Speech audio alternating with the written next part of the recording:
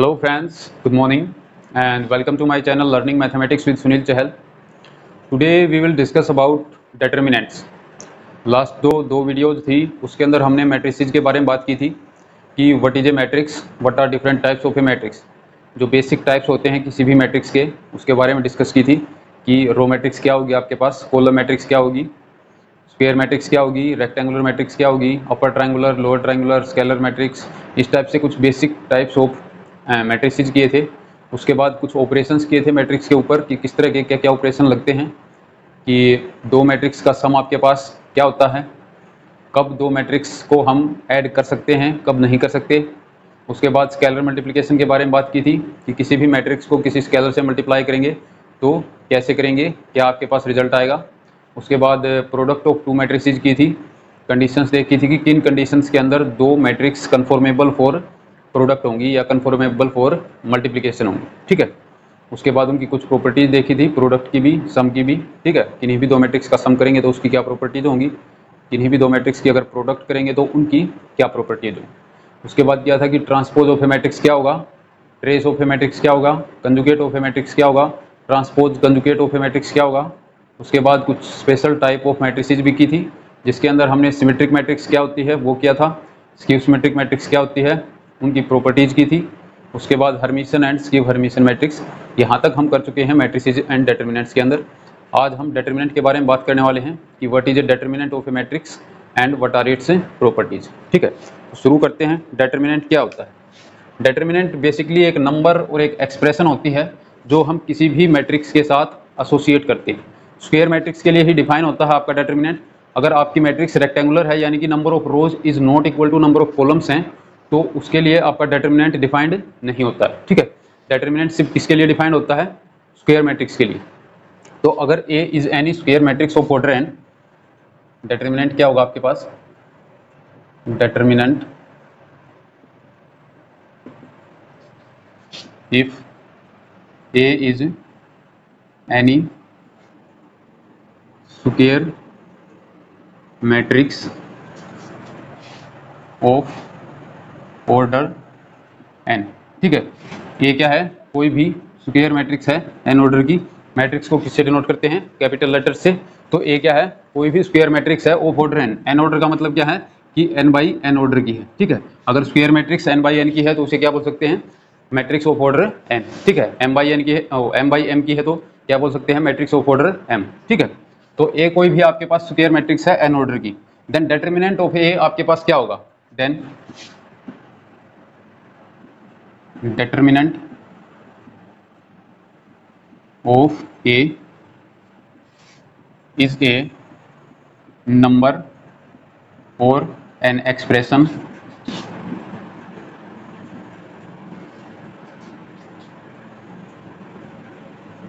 associated with matrix A। ये कैसी होगी? यूनिक होगा। किसी भी मैट्रिक्स के लिए, किसी भी पर्टिकुलर मैट्रिक्स ए के लिए जिसका ऑर्डर n है वो क्या होगा आपके पास? यूनिक होगा उसका डिटर्मिनेंट। ठीक है, वेरी नहीं करेगा, या तो कोई नंबर आएगा या कोई एक्सप्रेशन आएगी, वो उसके एलिमेंट्स पर डिपेंड करता है। ठीक है, अगर आपके जो ए के एलिमेंट्स हैं वो वेरिएबल्स हैं तो आपके पास डिटर्मिनेंट क्या आ जाएगा? एक एक्सप्रेशन आएगी। ठीक है, और अगर नंबर्स हैं तो आपका क्या आएगा? डिटर्मिनेंट नंबर ही आएगा। ठीक है, एक यूनिक क्वांटिटी आएगी। ठीक है, किस तरह से होता है, किस तरह से डिनोट करते हैं? इट इज डिनोटेड बाई, इससे डिनोट करते हैं। ए का डिटर्मिनेंट ले रहे हैं तो क्या लिखते हैं? ए के ये मोड वाला साइन, मॉडुलस वाला साइन लगा देते हैं ए मैट्रिक्स के दोनों साइड। ठीक है, ये क्या डिनोट कर रहा है आपके पास? डिटर्मिनेंट ऑफ ए। या फिर इसे ऐसे भी लिख देते हैं, डिटर्मिनेंट ऑफ ए। ठीक है, या तो ऐसे लिख लो या फिर वैसे लिख लो। ये किसको शो कर रहा है? डिटर्मिनेंट ऑफ मैट्रिक्स ए को। ठीक है, निकालते कैसे हैं डिटर्मिनेंट? अगर ए आपकी फर्स्ट ऑर्डर वन ऑर्डर की है, if A equal to A11। ठीक है, ये क्या है? वन ऑर्डर की है ना, 1 क्रॉस 1 की मैट्रिक्स है। ठीक है, अगर ए का ऑर्डर आपके पास 1 है यानी कि A is a square matrix of order 1, then determinant of A आपके पास क्या होगा? Then determinant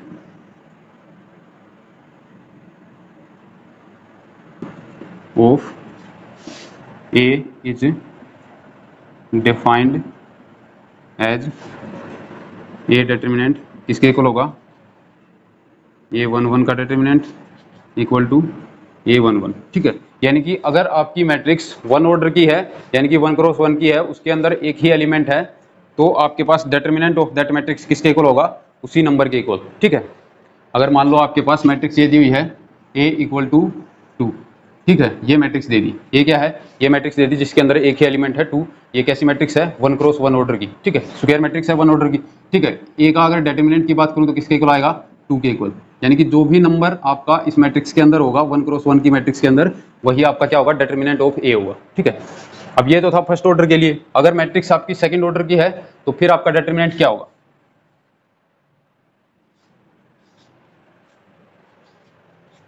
if A is a matrix of order 2, ठीक है, स्क्वायर मैट्रिक्स ऑफ ऑर्डर 2, ठीक है।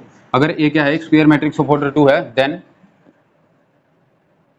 Determinant of A is equals to, क्या डिफाइन होता है, ए अगर 2 ऑर्डर की है तो ए किस टाइप की होगी, ए किसके इक्वल होगी, A11 12 21 22, जनरल यही होती है ना, 2 क्रॉस 2 की कोई भी मैट्रिक्स अगर लूँ तो किस टाइप की होगी, फर्स्ट पोजीशन पे, यानी कि 1 1 पोजीशन पे कोई एलिमेंट होगा, 1 2 पे होगा, 2 1 पे होगा, 2 2 पे होगा, 4 पोजीशन होंगी इसके पास, ठीक है, यानी कि 4 एलिमेंट्स होंगे इस मैट्रिक्स के अंदर, इस तरह से अरेंज होंगे, ठीक है। ये क्या है, 2 क्रॉस 2 की या फिर ऑर्डर 2 की स्क्वायर मैट्रिक्स, ठीक है। इस मैट्रिक्स का अगर मैं डिटर्मिनेंट निकालना चाहूँ तो determinant of a matrix of order 2 किस तरह डिफाइन होता है, ए डिटर्मिनेंट किसके इक्वल होगा, A11 into A22 minus A12 into A21, ठीक है।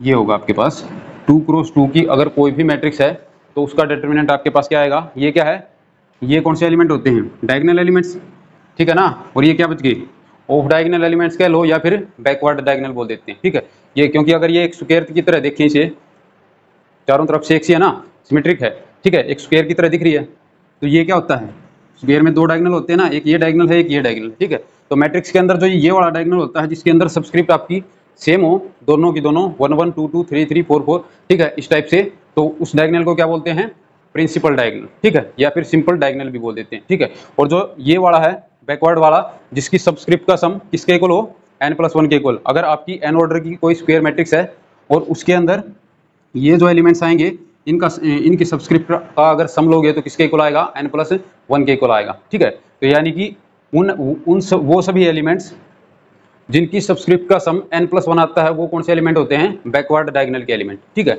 तो इसे या तो बैकवर्ड डायगोनल बोल सकते हो या फिर क्या बोल सकते हो, इन दोनों एलिमेंट्स को ऑफ डायगोनल, क्योंकि डायगोनल किसे बोल रहे हैं, A11 A22 को, ठीक है।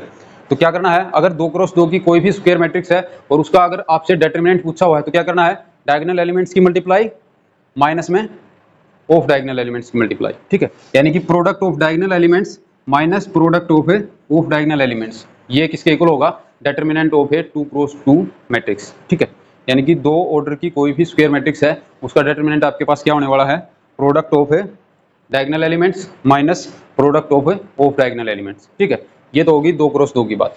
अगर आपके पास 3 ऑर्डर की मैट्रिक्स हो फिर आपके पास डिटर्मिनेंट क्या होगा, अगर मैट्रिक्स क्या है आपके पास 3 ऑर्डर की, let A be any square matrix of order 3, क्या है, A be any square matrix of order 3, तो ए किस टाइप की होगी, A11 1 2 1 3, A21 2 2 2 3 3 1 3 2 3 3, ठीक है। जनरल 3 क्रॉस 3 की कोई भी स्क्वायर मैट्रिक्स किस टाइप की होती है, इस टाइप की, ठीक है। इसका अगर डिटर्मिनेंट की बात करूं, यानी कि डिटर्मिनेंट ऑफ ए इस केस में आपके पास किसके इक्वल होगा, फर्स्ट एलिमेंट A11 इंटू -1 की पावर भी लिख ही लेते हैं, चलो इसके अंदर ए डिटर्मिनेंट किसके इक्वल होगा, -1 रेज टू पावर A11 ले रहा हूं तो क्या होगा 1 + 1 इंटू A11, ठीक है। और प्रोडक्ट में ये A11 फर्स्ट रो के अंदर है और फर्स्ट ही कॉलम के अंदर है, ठीक है। ये जो भी एलिमेंट आप यहाँ लेंगे उसकी जो भी रो होगी और जो भी कॉलम होगा उसको छोड़ देना है, और जो भी मैट्रिक्स बच गई इसको अगर फर्स्ट रो को और फर्स्ट कॉलम को छोड़ दूं तो क्या मैट्रिक्स बचेगी हमारे पास, ये बचेगी A22 23 32 33। ये क्या है, 2x2 की बच गई ना, इनटू इसका determinant A22 A23 A32 A33 इसका डिटरमिनेंट। ठीक है, ए का डिटरमिनेंट 3x3 की है तो वो किसके इक्वल होगा, -1 raise to power 1 + 1 into A11, और डिटरमिनेंट ऑफ फर्स्ट रो को और फर्स्ट कॉलम को छोड़ दिया, जो भी मैट्रिक्स बच गई उसका डिटरमिनेंट। ठीक है, प्लस में आपके पास क्या होगा, अब A12 को लेते हैं, यानी कि -1 रेज टू पावर 1 + 2। ठीक है, जो भी यहाँ पर एलिमेंट लेंगे उसकी सबस्क्रिप्ट में अगर 1 2 है तो -1 की पावर क्या गई 1 + 2, 1 1 था तो -1 की पावर क्या की 1 + 1, जब 1 3 लेंगे तो क्या करेंगे -1 की पावर 1 + 3 कर सकते हैं। ठीक है, तो ये किसके इक्वल होगा, -1 raise to power 1 + 2 into A12 लिया है ना, A12। ठीक है, और प्रोडक्ट में क्या आएगा, अब A12 लिया है यानी कि फर्स्ट रो और सेकंड कॉलम, इसको एक्सक्लूड करना है इस बार। A12 किसके अंदर है, फर्स्ट रो के अंदर है, सेकंड कॉलम के अंदर है। अगर फर्स्ट रो और सेकंड कॉलम को छोड़ दूं तो मेरे पास क्या बचेगा, एक तो ये एलिमेंट बचेगा, एक ये बचेगा, एक ये बचेगा और एक ये बचेगा। ये क्या लिख दिया, A21 23 A21 A23। ठीक है, और A31 A33 A31 A33। ठीक है, इसका डिटरमिनेंट। ठीक है, ये हो गया आपके पास।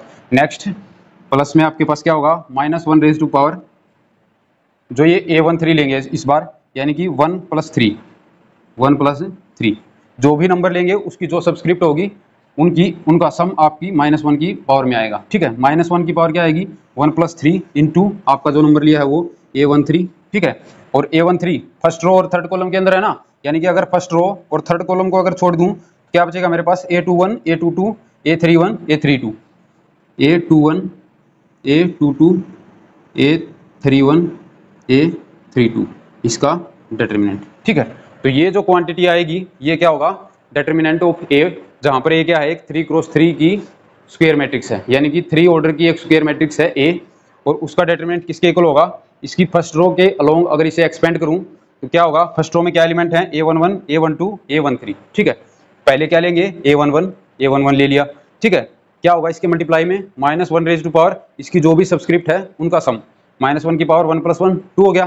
ठीक है, -1 की पावर 2 करूंगा तो क्या आएगा 1 ही आएगा, यानी कि फर्स्ट में आपके पास क्या आ गया, A11 टाइम्स ये किसके अंदर है, फर्स्ट रो और फर्स्ट कॉलम के अंदर, यानी कि फर्स्ट रो और फर्स्ट कॉलम को छोड़ देना है, बाकी मैट्रिक्स के अंदर जो भी एलिमेंट बच गए उनका क्या लेना है, डिटरमिनेंट। ये क्या बच गई 2x2 की बच गई ना एक मैट्रिक्स, और 2x2 की मैट्रिक्स का आपको डिटरमिनेंट निकालना आता है। क्या करना होता है, जो डायगोनल एलिमेंट्स हैं उनकी प्रोडक्ट माइनस में जो ऑफ डायगोनल एलिमेंट्स हैं उनकी प्रोडक्ट। ठीक है, तो क्या करेंगे A22 33 माइनस में A32 23।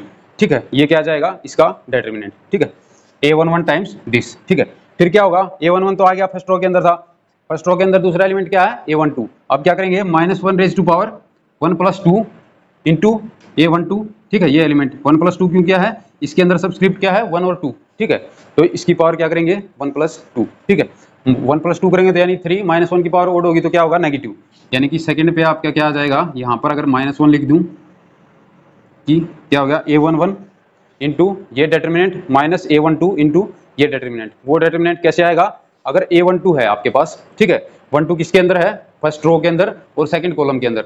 A12 जिस भी रो और कॉलम के अंदर है उनको छोड़ देना है, बाकी जो रोज और कॉलम्स बच जाते हैं उनका आपको क्या करना है, मैट्रिक्स बना के डिटरमिनेंट निकालना है। ठीक है, आपके पास A21 बचेगा, A23 बचेगा, A31 बचेगा और A33 बचेगा, इसका डिटरमिनेंट लेना है। ठीक है, नेक्स्ट क्या है आपके पास, फर्स्ट रो के अंदर A13। ठीक है, A13 में क्या किया, -1 रेज टू पावर 1 + 3 इंटू आपका जो भी एलिमेंट था वो किसके अंदर है, फर्स्ट रो थर्ड कॉलम के अंदर है, फर्स्ट रो और थर्ड कॉलम को छोड़ दिया, बच गया क्या A21 22 A31 32 इनका डिटरमिनेंट। ठीक है, इसका डिटरमिनेंट ये लिख दिया।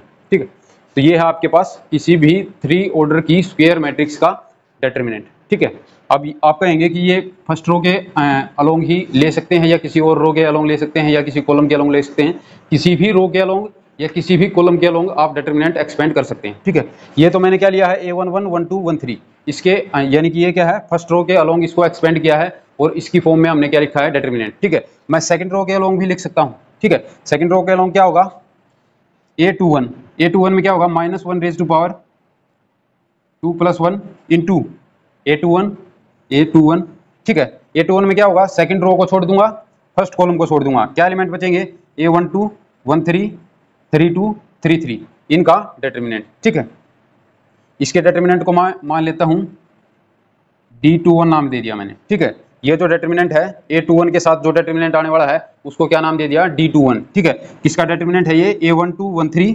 A32 33 इसका डिटर्मिनेंट है, जो ये 2 क्रॉस 2 की मैट्रिक्स बच गई सेकंड रो और फर्स्ट कॉलम को छोड़ने के बाद। ठीक है, सेकंड एलिमेंट क्या होगा फिर, A22। ठीक है, यानी कि प्लस में आपके पास क्या आएगा, -1 रेज टू पावर 2 + 2। ठीक है, एलिमेंट क्या है, A22 ठीक है, इनटू A22 के किस में है, सेकंड रो और सेकंड कॉलम में। अगर सेकंड रो और सेकंड कॉलम को छोड़ दूं क्या बचेगा, A11 बचेगा, A13 बचेगा, A31 बचेगा, A33 बचेगा। ठीक है, इसको मैंने क्या नाम दे दिया, D22 नाम दे दिया। ठीक है, मान लेता हूं कि ये डिटरमिनेंट क्या है, D22। ठीक है, थर्ड आपके पास क्या आएगा, A21 ले लिया, A22 ले लिया, फिर क्या है A23, यानी कि प्लस में -1 रेज टू पावर 2 + 3।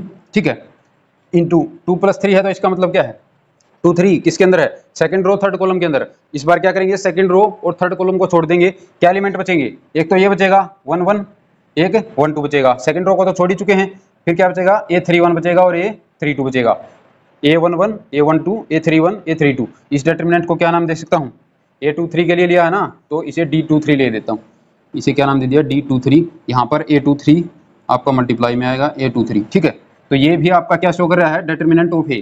ये जो क्वांटिटी है किसके इक्वल है, इसके इक्वल है। ठीक है, फर्स्ट रो के अलोंग एक्सपेंड करो तब भी डिटरमिनेंट वही आएगा, सेकंड रो के अलोंग एक्सपेंड करोगे तब भी डिटरमिनेंट वही आएगा, थर्ड रो के अलोंग एक्सपेंड करेंगे तब भी डिटरमिनेंट वही आएगा। ठीक है, चाहे आप कॉलम्स के अलोंग भी एक्सपेंड कर सकते हो। ठीक है, यानी कि अगर इस बार क्या लिया था मैंने, पहले फर्स्ट रो के अलोंग एक्सपेंड किया, यानी कि इसके एलिमेंट्स के मल्टीप्लाई में क्या किया था कि वो डिटरमिनेंट्स किए थे जो इसकी रोज और कॉलम्स को छोड़ने के बाद बचते हैं। ठीक है, लेकिन अगर मैं कॉलम के अलोंग एक्सपेंड करूं तो भी आपका कोई दिक्कत नहीं होगी, कॉलम के अलोंग भी एक्सपेंड कर सकते हैं, वहां से भी आपका डिटरमिनेंट वही आएगा। ठीक है, यानी कि मैं फर्स्ट कॉलम के अलोंग भी एक्सपेंड कर सकता हूँ, फर्स्ट कॉलम के अलोंग एक्सपेंड करूंगा तो वही फिर से A11 आएगा। ठीक है, A11 आएगा तो -1 रेज टू पावर 1 + 1 करूंगा, इंटू A11 करूंगा, और फर्स्ट रो फर्स्ट कॉलम को छोड़ने के बाद जो भी एलिमेंट बचेंगे उनका क्या ले लूंगा, डिटरमिनेंट। ठीक है, फिर प्लस में क्या आएगा, A21।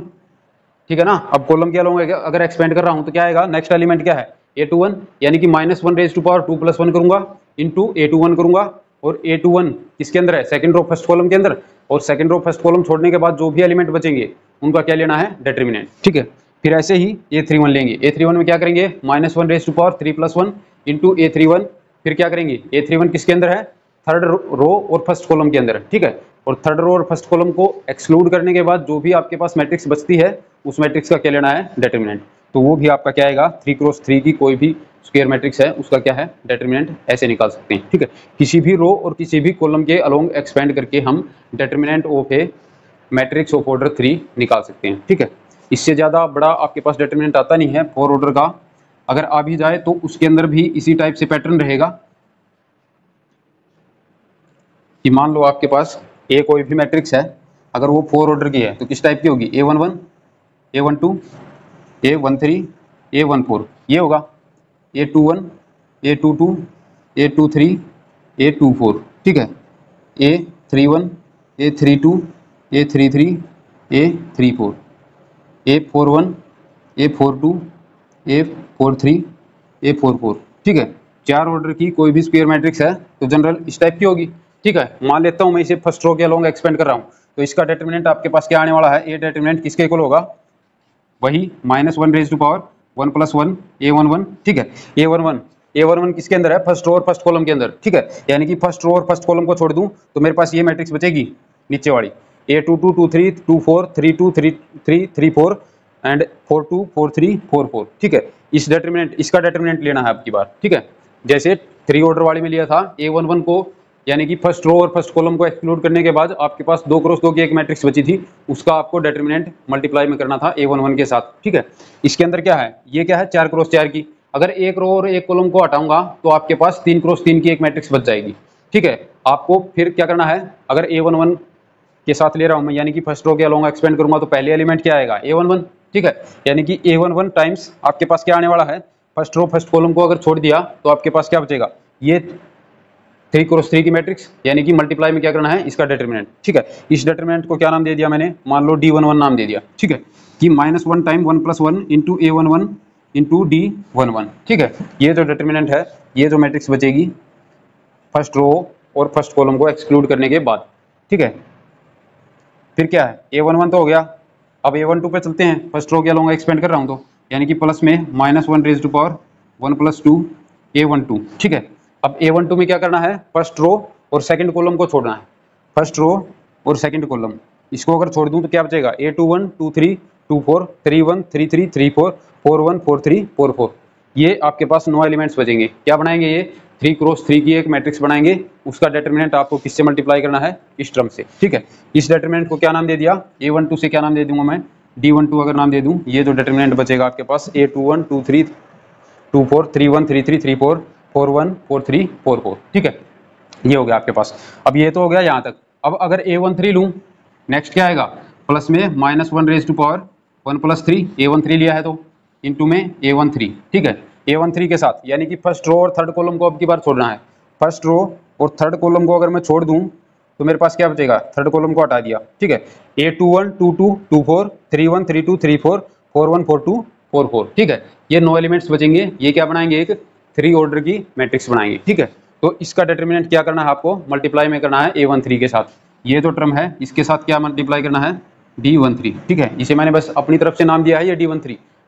वैसे कुछ D13 होता नहीं है, बस मैंने ये छोटा करने के लिए लिख दिया कि A21 A22 A24 A31 A32 A34 A41 42 44। ठीक है, इस जो डिटरमिनेंट आएगा इस 3 क्रॉस 3 ऑर्डर की सब मैट्रिक्स का, इसको मैंने क्या नाम दे दिया, D13 नाम दे दिया। ठीक है, तो ये आपके पास हो गया। यहाँ तक तो हो गया 13 तक। अब एक और एलिमेंट बच गया। फर्स्ट रो के अंदर 4 एलिमेंट है ना, 3 एलिमेंट्स के साथ हमने कर दिया, एक और एलिमेंट बच गया, तो वो भी लिखते हैं प्लस में -1 क्या है, सबस्क्रिप्ट 14, यानी कि 1 + 4 इंटू जो नंबर है वो A14। ठीक है, और इसके मल्टीप्लाई में क्या होगा, फर्स्ट रो और फोर्थ कॉलम को अगर छोड़ दूं तो उसके बाद जो भी एलिमेंट बचेंगे उनका डिटरमिनेंट लेना है आपको। फर्स्ट रो फोर्थ कॉलम को छोड़ दिया तो ये 3 3 6 3 9 एलिमेंट बचेंगे, इनका आपको डिटरमिनेंट लेना है। ये क्या बना रहे हैं, एक 3 क्रॉस 3 की एक मैट्रिक्स बना रहे हैं, और 3 ऑर्डर की मैट्रिक्स का आपको डिटरमिनेंट पता है कैसे निकालते हैं। तो ये आपका मान लेता हूँ कि ये डिटरमिनेंट क्या है, D14 है। ठीक है, तो 4 ऑर्डर की अगर आपके पास मैट्रिक्स है, उसका आपको डिटरमिनेंट निकालना है तो इस तरह से निकालना है। वैसे 4 ऑर्डर की कोई भी मैट्रिक्स आती नहीं है एग्जाम के अंदर जिसका आपको डिटरमिनेंट निकालना हो। अगर आ भी जाए तो उसके अंदर कुछ प्रॉपर्टीज़ होती हैं डिटरमिनेंट की, जो आगे पढ़ने वाले हैं, उन प्रॉपर्टीज़ का यूज़ करके भी आप इजीली निकाल सकते हैं डिटरमिनेंट को। ठीक है, तो ये था आपके पास what is determinant of a matrix. ठीक है, 1 ऑर्डर की मैट्रिक्स का डिटरमिनेंट क्या होगा, 2 ऑर्डर की मैट्रिक्स का डिटरमिनेंट क्या होगा, 3 ऑर्डर की मैट्रिक्स का डिटरमिनेंट क्या होगा, 4 की का क्या होगा। ऐसे ही जनरली अगर n ऑर्डर की है तो कैसे निकाल सकते हैं, वो इसको ही जनरलाइज करके निकाल सकते हैं। अगर n ऑर्डर की होगी तो मान लेता हूँ मैं फर्स्ट रो के अलोंग एक्सपेंड कर दूंगा। पहले क्या आएगा, A11 -1 × 1 + 1 times A11 into first row और फर्स्ट कॉलम को छोड़ने के बाद अगर n ऑर्डर की है तो कितने ऑर्डर की बच जाएगी, एक रो और एक कॉलम हटा दूं तो n-1 ऑर्डर की एक स्क्वायर मैट्रिक्स बचेगी।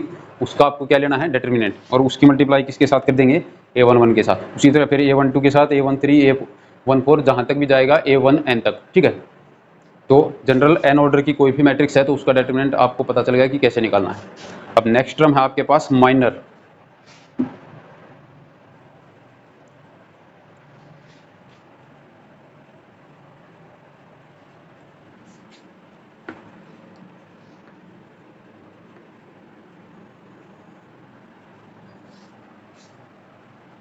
नेक्स्ट टर्म क्या है, minor.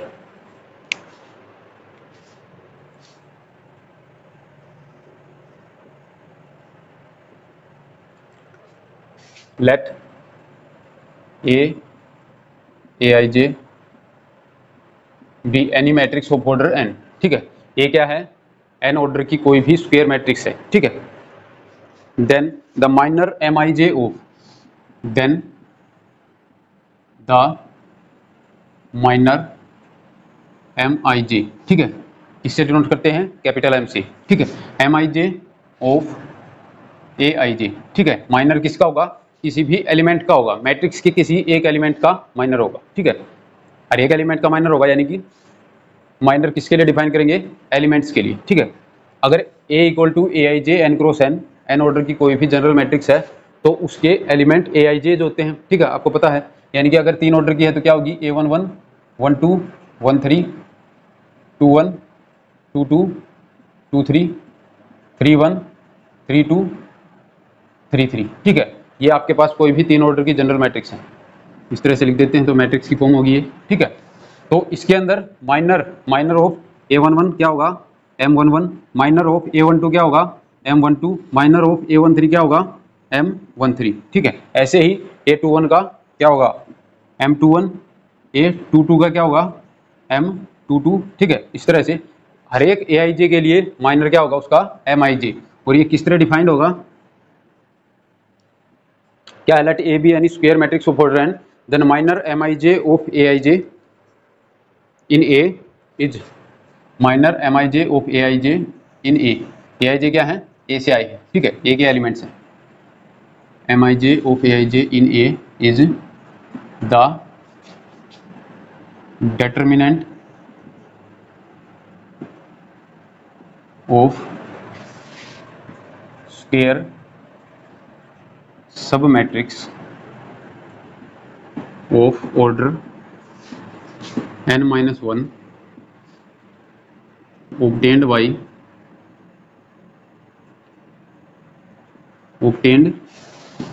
by removing ith row and jth column of A, ठीक है। ए अगर आपके पास n ऑर्डर की कोई भी मैट्रिक्स है, then minor mij of element aij of A is the determinant of square sub matrix of order n-1 obtained by removing ith row and jth column of A, जिसको हम अभी जो पीछे किया था जब हमने 3 ऑर्डर की मैट्रिक्स का जो डिटरमिनेंट निकाला था, 4 ऑर्डर की मैट्रिक्स का डिटरमिनेंट निकाला था, उसके अंदर जिसे हम d11, d12, d13 इस तरह से नाम दे रहे थे, वही आपका क्या है एक्चुअली में माइनर है, ठीक है। क्या है वो एक्चुअली में mij है, ठीक है, जिसे मैं क्या नाम दे रहा था, जैसे 3x3 की मैट्रिक्स थी उसके अंदर क्या निकाला था हमने, a11, 12, 13, a21, 22, 23, a31, 32, 33, ठीक है। इसका जब हम डिटरमिनेंट निकाल रहे थे, ये क्या है, मान लेते हैं कि ए मैट्रिक्स ये है, इसका डिटरमिनेंट निकाला तब क्या किया था कि ए डिटरमिनेंट किसके इक्वल होगा, डिटरमिनेंट में क्या होता है आपकी ये बार्स लगाए जाते हैं, ये ब्रैकेट की बजाय क्या होगा, दोनों साइड ये कर दिया तो ये किसको शो कर रहा है, डिटरमिनेंट ऑफ ए, ठीक है। ये जो भी इसके अंदर मैट्रिक्स है उसका क्या है ये डिटरमिनेंट, ठीक है। ये किसके इक्वल होता है, फर्स्ट रो के अंदर अलोंग हमने एक्सपेंड किया था, क्या किया था, -1 raise to power 1 + 1 into a11 किया था, ठीक है। और मल्टीप्लाई में क्या किया था, फर्स्ट रो और फर्स्ट कॉलम को छोड़ के जो भी आपके पास सब मैट्रिक्स बचती थी, ठीक है, किसी भी मैट्रिक्स की कोई रो हटा दूं या कोई कॉलम हटा दूं या फिर कॉलम और रो दोनों चीजें हटा दूं तो आपके पास जो भी मैट्रिक्स बच जाती है, जो एलिमेंट्स बच जाते हैं वो क्या बनती है आपके पास,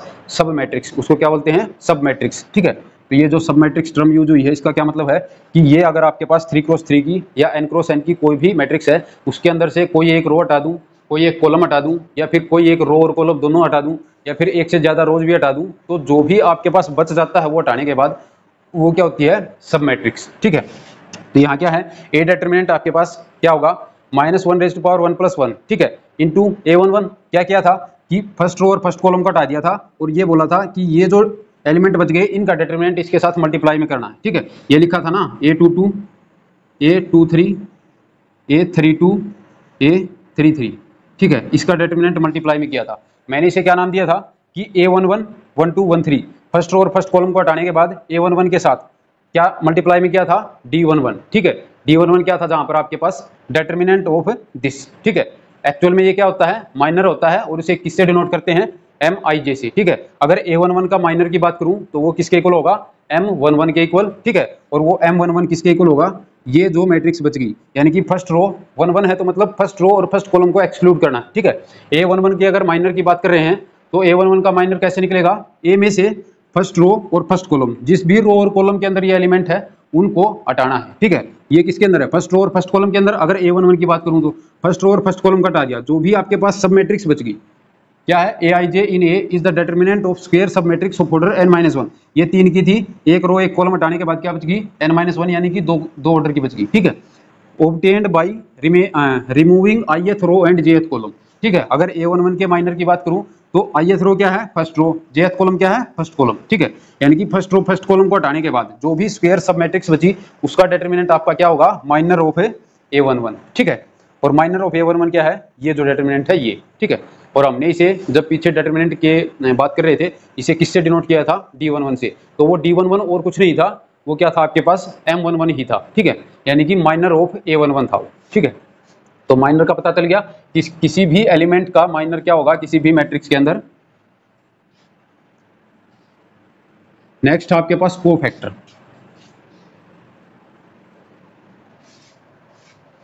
नेक्स्ट क्या है, कोफैक्टर। कोफैक्टर, ठीक है, कोफैक्टर भी एक तरह से माइनर के जैसा ही होगा, लेकिन इसके अंदर क्या होगा, -1 रेज़ टू पावर। जो डिटरमिनेंट के अंदर हम वो कर रहे थे ना कि अगर A11 फर्स्ट रो के अलोंग एक्सपेंड किया था, जब 3 ऑर्डर की मैट्रिक्स का डिटरमिनेंट निकाल रहे थे तो क्या किया था, -1 raise to power 1 + 1 into A11 into minor of A11। ठीक है, जो डिटरमिनेंट बचता था उसे क्या नाम दिया है, अभी अभी डिफाइन किया है कि जो फर्स्ट रो फर्स्ट कॉलम को एक्सक्लूड करने के बाद जो भी बचेगा वो क्या था, A11 का माइनर था। ठीक है, तो जो भी डिटरमिनेंट बचता है वो क्या बचता है, A11 का माइनर। ठीक है, तो देखते हैं अब आपके पास कोफैक्टर क्या होगा किसी भी एलिमेंट का। Let A be any matrix of order n। ठीक है, ये क्या है, any square matrix of order n है। Then cofactor of any element Aij of A is defined as the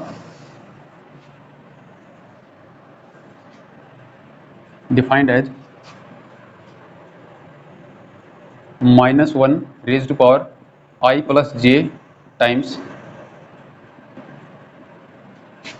the determinant of square submatrix obtained after removing ith row and jth column of A। ठीक है, तो cofactor of any element Aij of A क्या होगा आपके पास, is defined as -1 raise to power I plus j। जो ये subscript हैं, यानी कि जिस भी नंबर का आप क्या निकाल रहे हो, कोफैक्टर निकाल रहे हो, तो उसकी पोजीशन क्या है, ith रो के अंदर है और jth कॉलम के अंदर है। ठीक है, तो -1 रेज़ टू पावर आपको क्या करना है, उसकी जो भी पोजीशन है I प्लस j टाइम्स, यानी कि इसकी मल्टीप्लाई किसके साथ करनी है, determinant of square sub matrix obtained after removing ith row and jth column. ठीक है, ये क्या था, अगर इस चीज को छोड़ दूं तो ये जो बची हुई चीज है ये क्या थी आपके पास, माइनर ऑफ Aij। ठीक है, माइनर ऑफ Aij क्या था, अभी अभी डिफाइन किया है। माइनर ऑफ A क्या होगा आपके पास, माइनर ऑफ A11। ठीक है, कोई भी एलिमेंट है, माइनर ऑफ Aij ले लो जनरल केस, कि minor of Aij is the determinant of square sub matrix obtained by removing ith row and jth column from the matrix A। ठीक है, तो ये आपके पास क्या था, minor of Aij।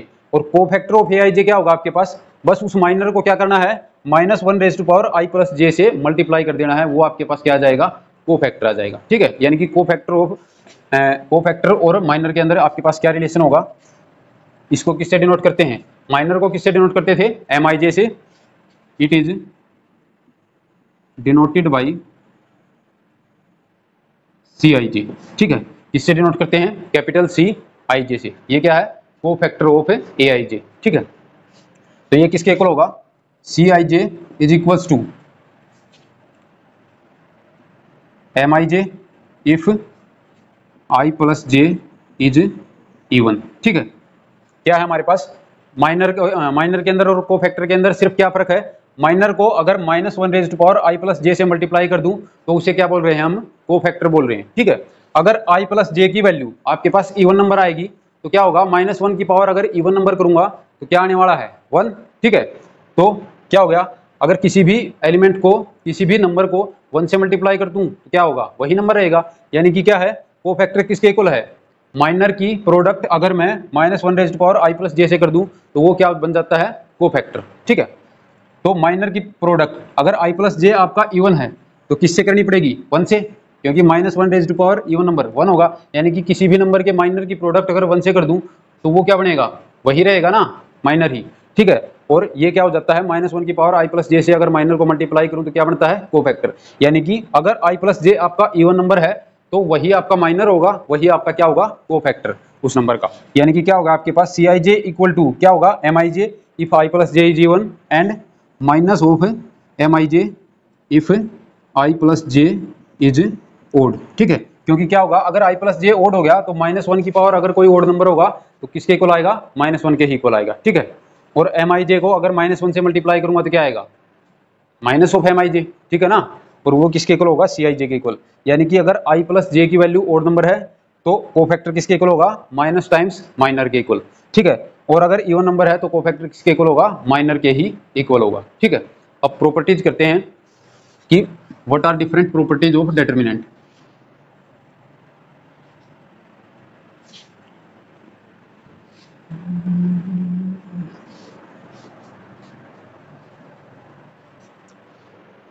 First property है आपके पास,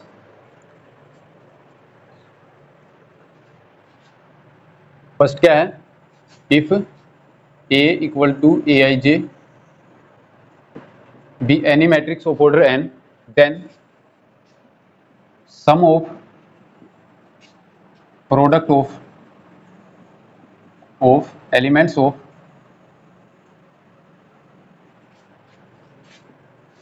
any row column with their respective cofactors is always equal to determinant of A, determinant of A। ठीक है, क्या कह रहा है कि अगर A की किसी भी रो या किसी भी कॉलम के हर एक एलिमेंट को उनके कोरस्पोंडिंग कोफैक्टर से मल्टीप्लाई कर दूं तो वो आपके पास, और मल्टीप्लाई करके उनका अगर सम ले लूं तो वो किसके इक्वल होगा, आपके पास डिटरमिनेंट ऑफ ए के इक्वल। हमने 3x3 की जब मैट्रिक्स डिफाइन की थी उसका डिटरमिनेंट, तो क्या किया था कि A11 12 13 21 22 23 31 32 33, इसका डिटरमिनेंट किसके इक्वल डिफाइन किया था, -1⁻1+1 A11 इंटू आपके पास क्या था, A22 A23 A32 A33, इसका डिटरमिनेंट प्लस में -1⁻1+2 A12 into A21 A23 A31 A33, ये डिटरमिनेंट प्लस में आपके पास -1⁻1+3 A13 इंटू डिटरमिनेंट क्या था, A21 22 A21 A22 A31 A32। ठीक है, ये डिटरमिनेंट्स किए थे आपके पास। इस मैट्रिक्स का 3 ऑर्डर की मैट्रिक्स का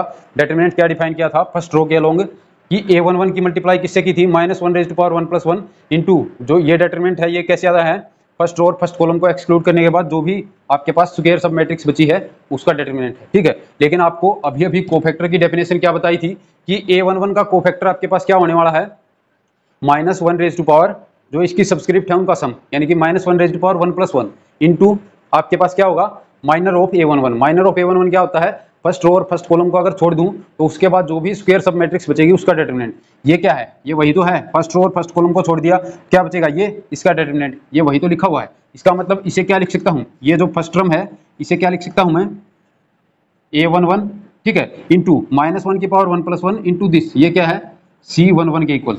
Cij यही तो होता है ना, -1⁻I+j इंटू जो आपका माइनर है Aij का। माइनर क्या होता है, फर्स्ट रो ith रो और jth कॉलम को छोड़ने के बाद जो भी स्क्वायर सब मैट्रिक्स बचेगी उसका डिटरमिनेंट। ठीक है, तो ये क्या हो गया, A11 C11। ठीक है, प्लस का निशान है, प्लस का निशान। ठीक है, फिर क्या है, -1⁻1+2 A12 इंटू ये डिटरमिनेंट। ठीक है, A12 तो एज इट इज रहेगा, ये जो टर्म है -1⁻1+2 इंटू ये किसके इक्वल है, कोफैक्टर ऑफ A12 के इक्वल। ठीक है, तो ये आपके पास क्या आ गया A12 इंटू C12। ठीक है, ऐसे ही जो नीचे वाली है वो क्या है प्लस में A13 इंटू C13। ठीक है, तो ये एक्चुअल में डिटर्मिनेंट क्या है किसी भी मैट्रिक्स का, किसके इक्वल है कि मान लो कि अगर फर्स्ट रो के अलोंग एक्सपेंड कर रहा हूं तो क्या होगा A11 की मल्टीप्लाई किससे है A11 के कोफैक्टर से, फिर क्या है प्लस में A12 की मल्टीप्लाई किससे है A12 के कोफैक्टर से, प्लस में A13 की मल्टीप्लाई किससे है A13 के कोफैक्टर से। तो यही इसके अंदर कहा गया है कि अगर A आपकी क्या है n क्रॉस n की या n ऑर्डर की कोई भी स्क्वायर मैट्रिक्स है,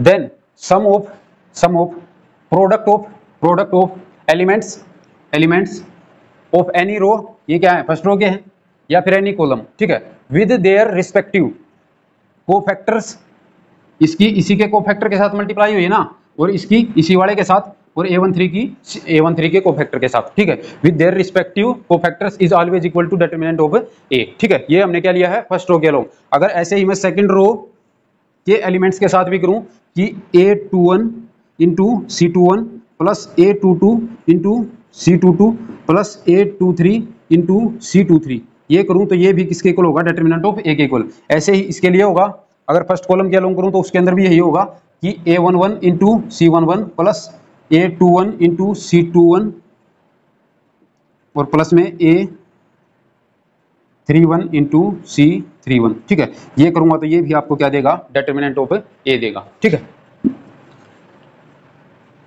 नेक्स्ट है आपके पास सेकंड प्रॉपर्टी क्या है, ये तो था कि हर एक जो रो है उसके एलिमेंट्स की मल्टीप्लाई अगर कोरस्पॉन्डिंग उन्हीं एलिमेंट्स के कोफैक्टर के साथ कर दूं। ठीक है, यानी कि A11 की मल्टीप्लाई किसके साथ की थी कोफैक्टर ऑफ A11, A12 की किसके साथ की थी कोफैक्टर ऑफ A12, A13 की कोफैक्टर ऑफ A13 के साथ। ठीक है, तो आपके पास उनकी प्रोडक्ट का सम किसके इक्वल आता है डिटरमिनेंट ऑफ A के इक्वल। अगर आपके पास मान लो क्या था मैट्रिक्स थी A11 12 13, A21 22 23, A31 32 33, ये आपके पास क्या है कोई भी मैट्रिक्स है, इसका डिटरमिनेंट है मैट्रिक्स ले लो चलो।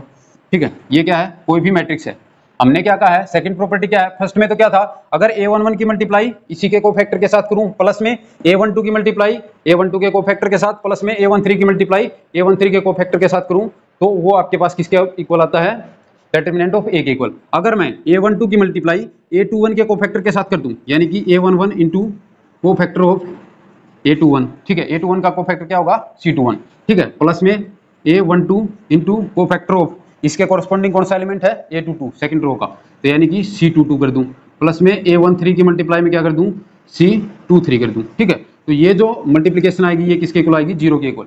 यानी कि सेकंड प्रॉपर्टी क्या कहती है अगर किसी भी रो या किसी भी कॉलम के एलिमेंट्स की मल्टीप्लाई किसी दूसरी रो या कॉलम के कोरस्पॉन्डिंग एलिमेंट्स के कोफैक्टर्स के साथ अगर कर दूं तो वो आपके पास सम क्या आने वाला है 0 आने वाला है। ठीक है, यानी कि सेकंड प्रॉपर्टी क्या कहेगी the sum of product of elements of any row column with respective cofactors of other row column, ठीक है, इज ऑलवेज इक्वल टू 0। ठीक है, यानी कि किसी भी रो या किसी भी कॉलम की एलिमेंट्स की मल्टीप्लाई किसी दूसरी रो या दूसरे कॉलम के एलिमेंट्स के जो उसके कोरस्पॉन्डिंग एलिमेंट्स है, ऐसा नहीं कि A11 की मल्टीप्लाई C22 के साथ कर दूं, A12 की मल्टीप्लाई C21 के साथ कर दूं और इसकी इस वाले के कोफैक्टर के साथ कर दूं फिर भी आपका सम 0 आएगा, ऐसा नहीं होगा। क्या है 11 है तो 21 वाले के साथ मल्टीप्लाई करूं, 12 है तो 22 वाले के साथ करूं और 13 है तो 33 वाले के साथ करूं और 23 वाले के साथ करूं तो ही आपका क्या होने वाला है इनका सम 0 आने वाला है। ठीक है, ऐसे ही आप ये भी कर सकते हैं A11 की मल्टीप्लाई C31 के साथ कर दूं, A12 की मल्टीप्लाई C32 के साथ कर दूं, A13 की मल्टीप्लाई C33 के साथ कर दूं तो भी आपका सम क्या आने वाला है 0 आने वाला। ठीक है, ये थी आपकी second property.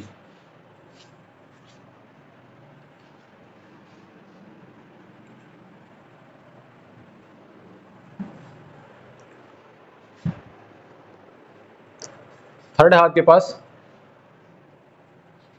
Value of determinant remains unchanged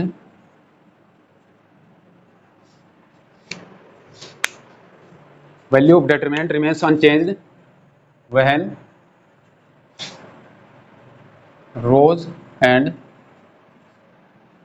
columns are interchanged।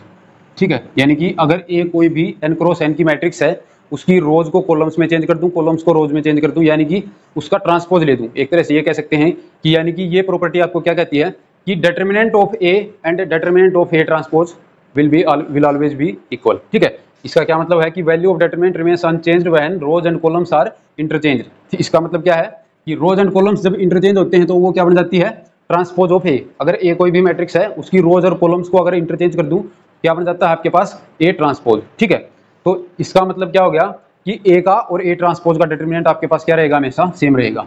ये प्रॉपर्टी क्या कहती है कि A determinant of A and A transpose will always be equal. ठीक है, नेक्स्ट आपके पास if any two rows of a determinant are interchange. Next क्या है, if any two rows of a determinant are interchanged, then the new determinant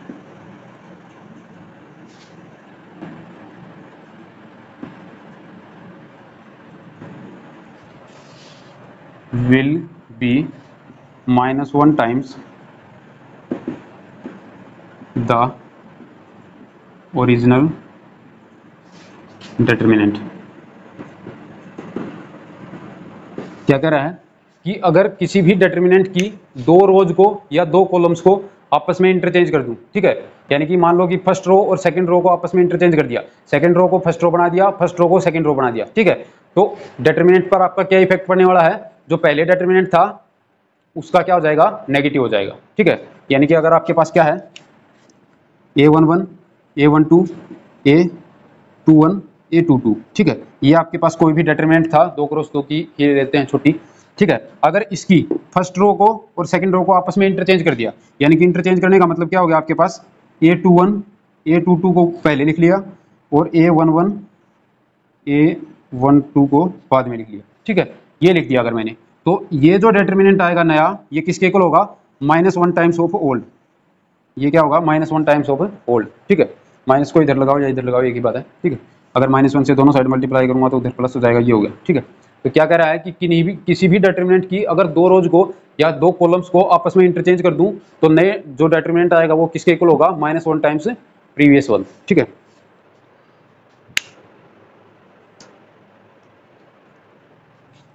next property है आपके पास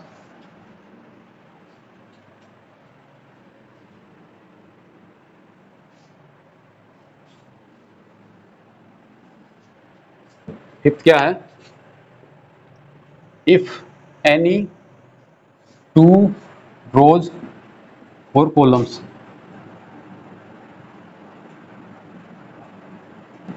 of a determinant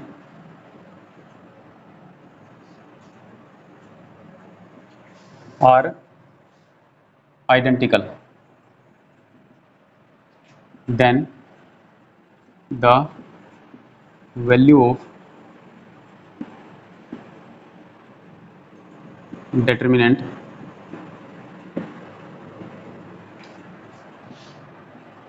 will be 0। ठीक है, यानी कि किसी भी डिटरमिनेंट के अंदर अगर दो रोज या दो कॉलम्स आपस में क्या हो, आइडेंटिकल हो, तो उस केस में आपके पास डिटरमिनेंट क्या हो जाएगा, 0। यानी कि अगर a11 a12 दो ऑर्डर की मैं मैट्रिक्स ले ली और दूसरी आपकी जो रो होगी वो भी अगर यही हो, ठीक है, दो रो हैं इस डिटरमिनेंट के अंदर और दोनों की दोनों रो क्या है, आइडेंटिकल है। आइडेंटिकल का मतलब क्या है, कोरस्पोंडिंग एलिमेंट सेम है, इसका फर्स्ट एलिमेंट इसका फर्स्ट एलिमेंट इक्वल है, इसका सेकंड एलिमेंट इसका सेकंड एलिमेंट इक्वल है, दो रोज हैं, दोनों की दोनों क्या है, आइडेंटिकल है। ठीक है, तो उस केस में आपके पास डिटरमिनेंट क्या हो जाएगा, 0। ठीक है, ये जरूरी नहीं है कि दो ही रोज हो, अगर मान लो आपके पास तीन रोज होती, a13 भी होता, यहाँ पर भी a13 हो जाए, a31 हो, a32 हो, a33 हो। ठीक है, ये आपके पास 3x3 की कोई भी डिटरमिनेंट है, तीन ऑर्डर की। ठीक है, तो इसका वैल्यू आपके पास क्या आने वाली है, अगर दो रोज आपकी आइडेंटिकल हैं तो बाकी कितनी भी बच जाएं आपके पास, ठीक है, सिर्फ आपके पास कोई भी दो रोज अगर आइडेंटिकल हो जाएं तो आपका डिटरमिनेंट क्या हो जाएगा, 0। ठीक है, कोई भी दो कॉलम्स आइडेंटिकल हो जाएं तो भी आपका डिटरमिनेंट क्या हो जाएगा, 0 हो जाएगा। ठीक है, नेक्स्ट आपके पास क्या है कि if each element of a row, next property क्या है कि किसी भी रो या किसी भी कॉलम के हर एक एलिमेंट को अगर एक ही नंबर से मल्टीप्लाई कर दूं तो आपका जो डिटर्मिनेंट है उस पर क्या इफेक्ट पड़ने वाला है।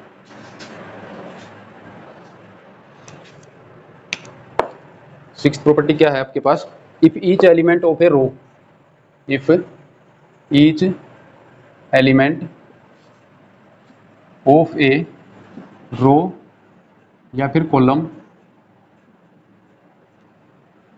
Is multiplied by same number then the new determinant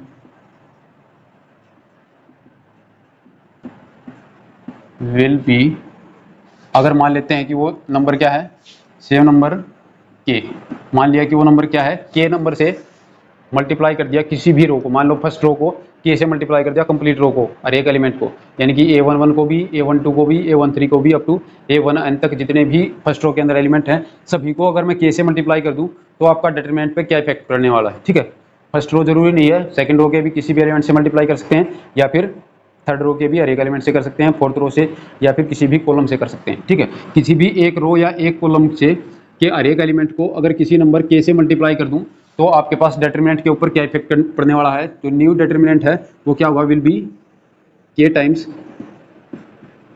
original one. ठीक है, जो पहले डिटर्मिनेंट था उसका के टाइम्स आएगा नया वाला। ठीक है, इसी का एक कोरोलरी कह सकते हैं, इसी का इफेक्ट कह सकते हैं कि क्या होगा, ये क्या है कि किसी भी डिटर्मिनेंट की हर एक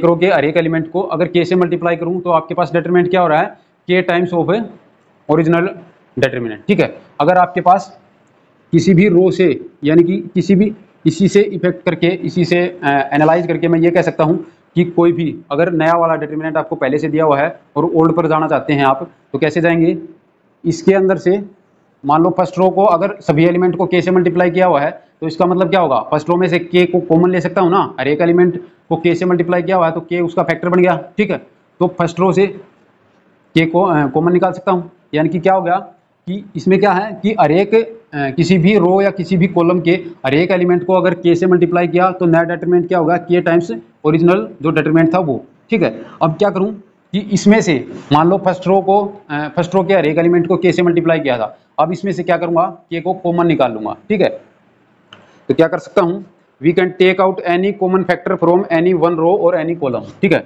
अगर यानी कि आपके पास कोई भी मैट्रिक्स दी हुई है, A11 12 13, A21 22 23 31 32 33। ठीक है, ये कोई भी जनरल डिटर्मिनेंट है आपके पास। ठीक है, और इसके एलिमेंट किस टाइप से हैं, मान लो के टाइम्स ऑफ A1 है, ये के टाइम्स ऑफ A2 है, ये के टाइम्स ऑफ A3 है। ठीक है, ये जो A11 A12 A13 हैं वो क्या है, के टाइम्स ऑफ A1, के टाइम्स ऑफ A2, के टाइम्स ऑफ A3। ठीक है, इस टाइप से हैं, तो मैं क्या कर सकता हूँ, इस डिटर्मिनेंट में की फर्स्ट रो में से के को कॉमन निकाल सकता हूँ, के को बाहर लिख दिया और ये अंदर क्या बच जाएगा, A1 A2 A3 A21 A22 A23 A31 A32 A33। ठीक है, अंदर क्या बच जाएगा, ये बच जाएगा। तो इसका कहने का मतलब क्या है, इससे नेक्स्ट प्रॉपर्टी के अंदर कि अगर किसी भी रो या किसी भी कॉलम के अंदर कोई कॉमन फैक्टर है किसी भी डिटर्मिनेंट के अंदर, तो उस रो और उस कॉलम में से मैं क्या कर सकता हूँ, कॉमन निकाल सकता हूँ उस कॉमन फैक्टर को। ठीक है, ये क्या होगा, के टाइम। अगर दो रोज के अंदर आपका के कॉमन होता, मान लो आपके पास जो ये सेकेंड रो है इसके अंदर भी क्या होता, के B1 के B2 के B3, अगर ये तीन नंबर क्या है, के B1 के B2 के B3 हैं। ठीक है, तो आपके पास क्या होगा, इसमें से भी के कॉमन निकाल सकता हूँ, इसमें से भी के निकाल लिया कॉमन, इसमें से भी के निकाल लिया कॉमन, इसका मतलब क्या हो गया, के स्क्वायर आएगा इस बार कॉमन, और इसकी जगह क्या लिख दूंगा, ये जो है के निकालने के बाद क्या बचेगा, B1 B2 B3, ये बचेगा ना। ठीक है, तो ऐसा कर सकता हूँ, अगर किसी रो में या किसी कॉलम के अंदर किसी भी डिटर्मिनेंट में कुछ अगर कॉमन फैक्टर है तो उस कॉमन फैक्टर को बाहर निकाल सकता हूँ। ठीक है, सिर्फ एक रो से। ठीक है, ऐसा नहीं है कि पूरी की पूरी मैट्रिक्स के अंदर अगर के कॉमन है, ठीक है, यानी कि ए कोई भी मैट्रिक्स है उसको अगर के से मल्टीप्लाई किया हुआ है और उसका डिटरमिनेंट आपसे पूछ रहे हैं, मान लो ये 3 क्रॉस 3 की मैट्रिक्स है। ठीक है, तो आपके पास बाहर क्या निकलेगा, हर एक रो में से k कॉमन निकलेगा। इसके अंदर कितनी रो हैं, 3 रो हैं, ठीक है। तो इसका मतलब तीनों रो में से अगर k कॉमन निकलेगा, k इंटू k, तो ये किसके इक्वल होगा, k cube into determinant of a के इक्वल, इसके इक्वल होगा ये चीज, ठीक है। नेक्स्ट आपके पास क्या है कि if each element of a row and a column is multiplied by same number and added to corresponding elements of another row or column, then the determinant will not be changed. क्या है,